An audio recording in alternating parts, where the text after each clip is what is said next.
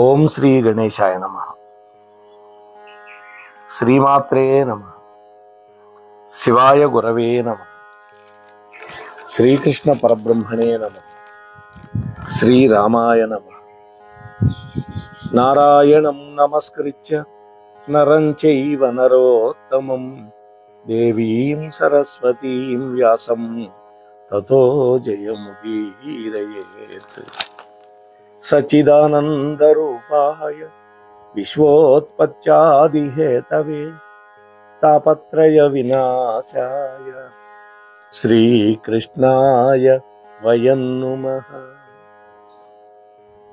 మోహనవాణి ఛానల్లో ఈ వీడియోని వీక్షిస్తున్నటువంటి భక్తామ తల్లులకు తండ్రులకు ముందుగా నా యొక్క సాధువాదాలు. ఈ రోజున ఏప్రిల్ 30వ తేదీ శుభప్రదాత సింహాద్రి అప్పన్న స్వామి యొక్క చందనోత్సవం. ఆ చందనోత్సవం ఎందుకు మొదలైనటువంటి విషయాలని ఈ రోజున మనం స్మరించుకునే ప్రయత్నం చేద్దాం.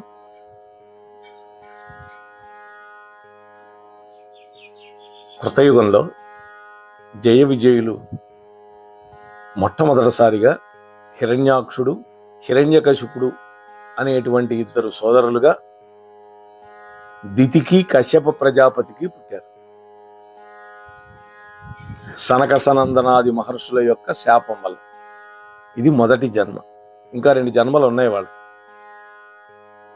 ఈ హిరణ్యాక్షుడు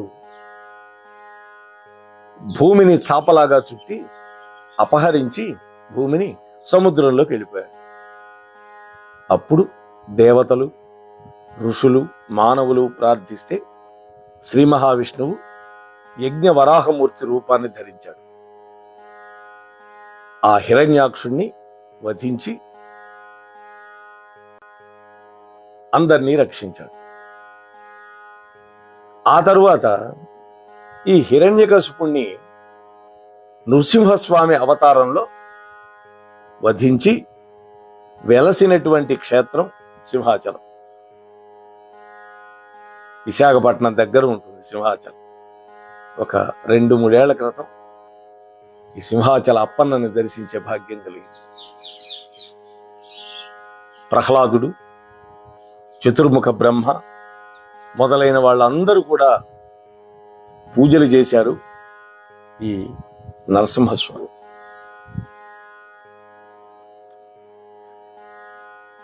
స్థానికులు చెప్పేటటువంటి కథనాన్ని గనక అనుసరించి పరిశీలిస్తే సాక్షాత్తు ప్రహ్లాదుడే సింహాచలం మీద ఆలయం నిర్మించాడు అని. హిరణ్యకశిపుడు కొడుకు ప్రహ్లాదు తనని రక్షించడానికి ఆవిర్భవించిన రూపం నృసింహావతారం. ఆ మహాత్ముడికి ఇక్కడ ఆలయం నిర్మించాడు. కాలక్రమంలో ఈ దేవాలయం శిథిలమైపోయింది. అప్పుడు అంతకు ముందే వచ్చి ఉన్నటువంటి వరాహ నరసింహుడు ఒక పుట్టలోనే ఉండిపోయాడు. కొన్నాళ్ళకి పాండవ వంశానికి మూల పురుషుడైనటువంటి పురూరవ చక్రవర్తి ఉన్నటువంటి కాలంలో ఆ చక్రవర్తికి నరసింహస్వామి కల్లో కనపడ్డాడు. ఆలయాన్ని నిర్మాణం చేయమని ఆదేశించాడు.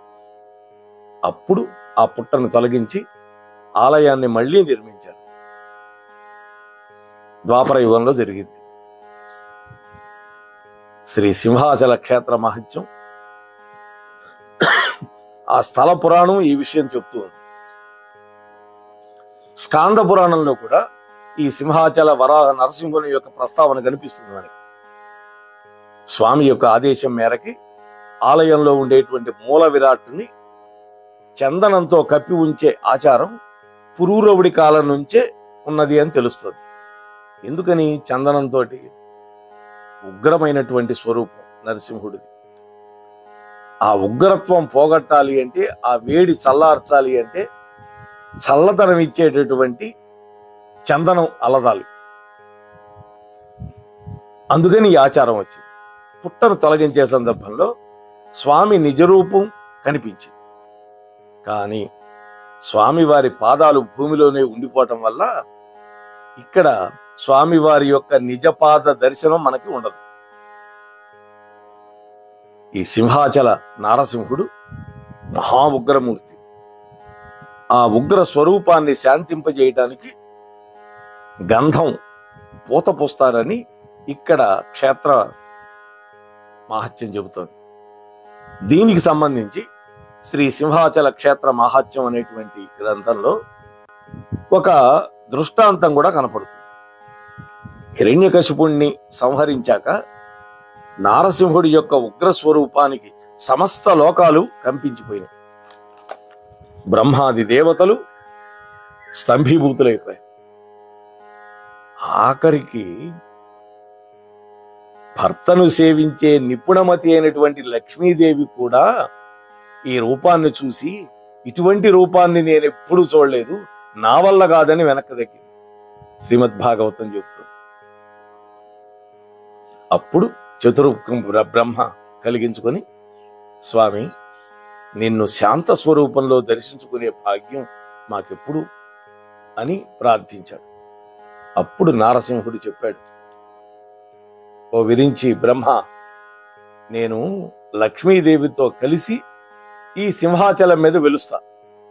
శాంత రూపంలో ప్రహ్లాదుడి యొక్క పూజలు అందుకుంటాను ముందు అని చెప్పాడు స్వామి. ఆ మాట ప్రకారం సింహాద్రి అప్పన్నగా స్వామి దర్శనమిస్తూ ఉన్నాడు ఈనాటికి. ఏడాదికోసారి ఆ విగ్రహం మీద ఉన్నటువంటి చందనాన్ని తొలగించాలి అని నరసింహస్వామి పురూరవ చక్రవర్తిని ఆదేశించాడు. షట్చక్రవర్తుల్లో ఒకడు ఈ పురూరవుడు. ఆ ఆచారం ప్రకారం ఏడాదిలో ఒక్కరోజు, అది కూడా అక్షయ తృతీయ రోజు, అంటే వైశాఖ శుద్ధ తదియ, అది ఈ సంవత్సరం 30వ తేదీ అయింది, ఏప్రిల్. కొన్ని గంటల సేపు మాత్రమే ఈ మూలమూర్తి మీద చందనపు పూతను ఒలుస్తారు. భక్తులకి నిజరూప దర్శనం చేసుకునే భాగ్యం కల్పిస్తారు అర్చక స్వాములు, కమిటీ వాళ్ళు. దీన్నే చందనోత్సవం అంటారు. ఈ స్వామిలో ముఖం వరాహముఖం, శరీరం నరుడిది, తోక సింహానిది. అందుకని ఈ సింహాచల క్షేత్రంలో తప్ప నరహరి మరెక్కడా వాలంతో దర్శనం ఇవ్వడు. చూడండి, స్వామి ఇక్కడ వరాహ నారసింహుడైనా కూడా లక్ష్మీ నారసింహుడుగానే పూజలు అందుకుంటూ ఉన్నాడు ఇప్పటికీ. లక్ష్మీదేవి విష్ణుమూర్తి యొక్క వక్షస్థల స్థిత. పాలసముద్రాన్ని మధించేటప్పుడు లక్ష్మీదేవి అందులో నుంచి ప్రాదుర్భవించింది. చక్కటి కలువల మాల చేతబట్టుకొని ఎదురు చూస్తూ ఉంది. అందరూ ఈ తల్లి మాకు మాతృమూర్తి, మాతృస్వరూపం అని మిన్నకుండిపోతే, అప్పుడు నీలమేఘశ్యాముడు చతుర్బాహువులతోటి శంఖ చక్ర గదాది ఆయుధాలను ధరించి అక్కడ శ్రీమన్నారాయణుడు ప్రత్యక్షమైన. ఆ తల్లి ఆ మహాత్ముడి యొక్క మెడలో మాల వేసింది. అప్పుడు ఆమె స్వామి యొక్క వక్షస్థలం వైపే చూస్తూ ఉన్నదట. అంటే ఈ ప్రదేశం నాకు నివాసం కావాలి, ఆవాసం కావాలి అని అనుకుంటూ ఉన్నది. అది గ్రహించినటువంటి శ్రీమన్నారాయణుడు లక్ష్మీదేవిని తన యొక్క వక్షస్థలంలో పెట్టుకున్నాడు. ఇక్కడ మూల విరాట్కు రెండు వైపులా శ్రీదేవి భూదేవి కొలువై ఉంటారు. ఇది ఒక ప్రత్యేకత. అటువంటి స్వామి యొక్క చందనోత్సవాన్ని చూడటానికి ఎంతో మంది భక్తులు వేలు లక్షల సంఖ్యలో వస్తారు ఈ సింహాచలానికి. ఆ చందనాన్ని కూడా ప్రసాదంగా ఇస్తారు. అటువంటి అద్భుతమైనటువంటి లక్ష్మీ నారసింహుడు, అంతేకాకుండా శ్రీ వరాహ లక్ష్మీ నారసింహుడు ఈ కొండ మీద కొలువై ఉంటాడు. ఈ కొండపైన వాతావరణం కూడా మంచి పచ్చటి చెట్లతోటి శోభస్కరంగా ఉంటుంది. మేము జనవరి మాసంలో వెళ్ళాం. అరకులోకి వెళ్ళి అక్కడి నుంచి విశాఖపట్నం వచ్చాం. అక్కడ మా కోడలు గారి మేనమా ఉంటారు, వారింటికి వెళ్ళి అక్కడి నుంచి ఒక ట్యాక్సీ మాట్లాడుకొని ఈ యొక్క క్షేత్రాన్ని దర్శించడం జరిగింది ఒక 2 సంవత్సరాల క్రితం సుమారుగా. అటువంటి నారసింహుడి యొక్క చందనోత్సవానికి వీలైన వాళ్ళు వెళ్దాం, ఆ స్వామి యొక్క అనుగ్రహానికి పాత్రులమవుదాం. ప్రహ్లాద వరద గోవింద అని ఆ స్వామిని అంటే ఆయనకి చాలా ఇష్టం. ఎందుకని?